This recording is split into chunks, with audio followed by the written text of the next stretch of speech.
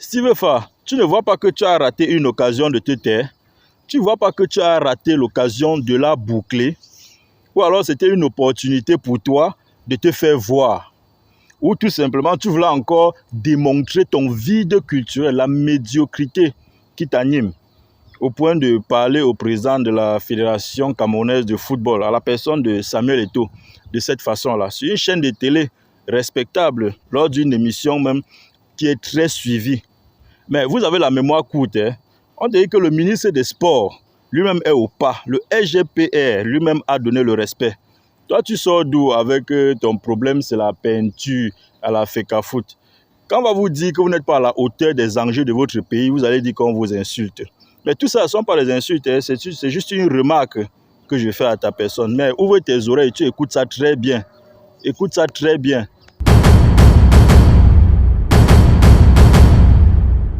Bonjour, bonjour et bonsoir mes chers frères et sœurs. Bienvenue une fois de plus sur ma page officielle FM Tapsec.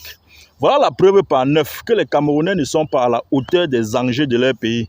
Et ça, je le dis ici tous les jours. Pendant que le président de la Fédération camerounaise de football est en train de se battre corps et âme pour donner au football camerounais toute sa grandeur, il y a des gens comme les Steve Fa qui sont derrière en train de le combattre, soit disant que oh, la peinture a fait quoi sur le mur de la fédération. Moi, ça me fait rire. J'ai envie de te demander que, donc tu n'es pas au courant, ou bien tu veux dire que tu n'es pas au courant des combats que le président de la Fédération camerounaise de football, à la personne de Samuel Eto'o, a dû mener pour que les travaux de construction du siège de la fédération puissent voir le jour, comme tu es en train de voir, les travaux sont en train de continuer là. Tu n'es pas au courant des combats qu'il a dû mener? Tu n'es pas au courant de ça? Tu veux dire que tu n'es pas au courant des salaires des joueurs qui ont augmenté pour les meilleures conditions de vie, pour que les joueurs puissent vivre et bénéficier de leur art? Tu n'es pas au courant de ça? Tu n'es pas au courant du confort des joueurs, parce que même le capitaine des Lions indomptables, Aboubakar Vincent, lui-même a dit que depuis que le président de la Fédération camerounaise est là, les conditions de vie des joueurs se sont beaucoup améliorées. Si tu n'es pas au courant de ça, tu n'en parles pas. Les U20 sont en train de chanter. Tu ne parles pas, tu ne vois pas. Eux, ils chantent, pas parce qu'ils aiment Eto'o, mais pour le travail qu'il est en train de faire. Les acteurs du football sont en train d'apprécier le travail. Mais toi, tu es qui? Tu sors d'où pour venir dire que ton problème, c'est la peinture? Voilà votre niveau de réflexion. Voilà ton niveau, voilà tes ambitions. La peinture. Parce que depuis 30 ans que le siège là est là comme ça sans peinture, tu ne vois pas ça, ça ne te dérange pas. C'est aujourd'hui que Samuel Eto'o est là. Que s'il veut y construire les gratte-ciel, s'il veut y changer tout. Mais tant qu'il n'a pas mis la peinture là-bas, pour toi, il n'aura rien fait à la Fédération camerounaise de football.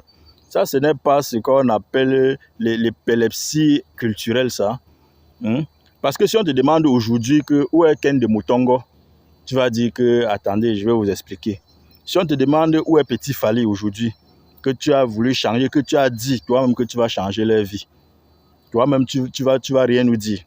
Grand Barak, si on demande Grand Barak, que toi-même, tu t'es encore assis sur le même siège où tu es là, à la même télévision, pour dire que c'est quelqu'un que tu lui prends comme ton fils, comme ton enfant. Un papa de 67 ans. Jusqu'à Rodrigue Tonga a même voulu te recadrer. Comme la bêtise insiste toujours. Tu as tellement insisté si bien que tu as même dit que tu étais allé au Nozo te battre pour que les enfants partent à l'école. Écoute-moi ça. Écoute-moi ça. Mais si ce n'est pas les troubles mentaux, comme toi-même tu as déclaré là, comment tu peux dire que tu es allé te battre au Nozo pour que les enfants partent à l'école?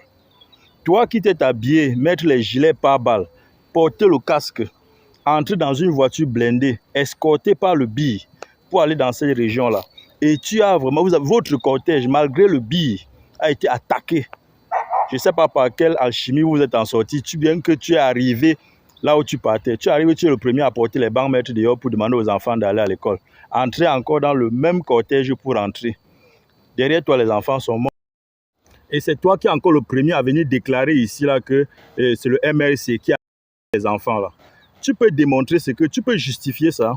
Et puis vous allez dire ici que nous ne sommes pas dans un pays, il n'y a pas de la liberté d'expression au Cameroun. Avec tout ce que vous racontez là. Et je te rappelle que quand tu vas prendre conscience de cette affaire-là, tu vas demander pardon toi-même. Vous n'êtes pas conscient. Voilà ce qui est en train de se passer avec Ernest Ouandji aujourd'hui. C'est des trucs depuis 1960.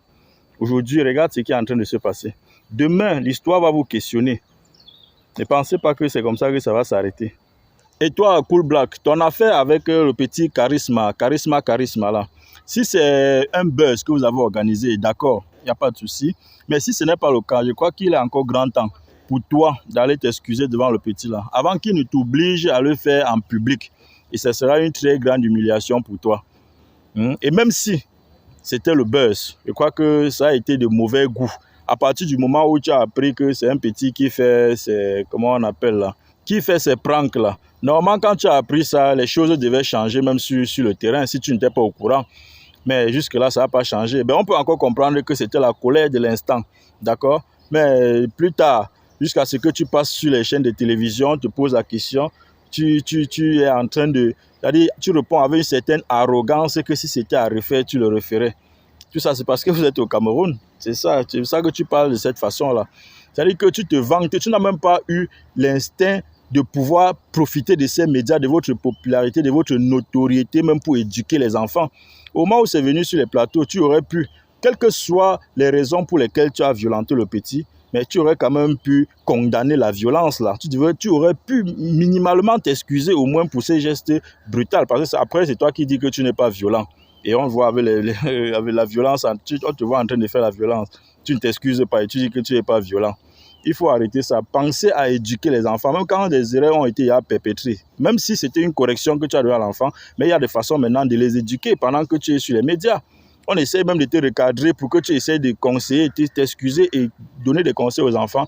Tu préfères répondre à une certaine arrogance. Ce n'est pas ça qui fait la grandeur.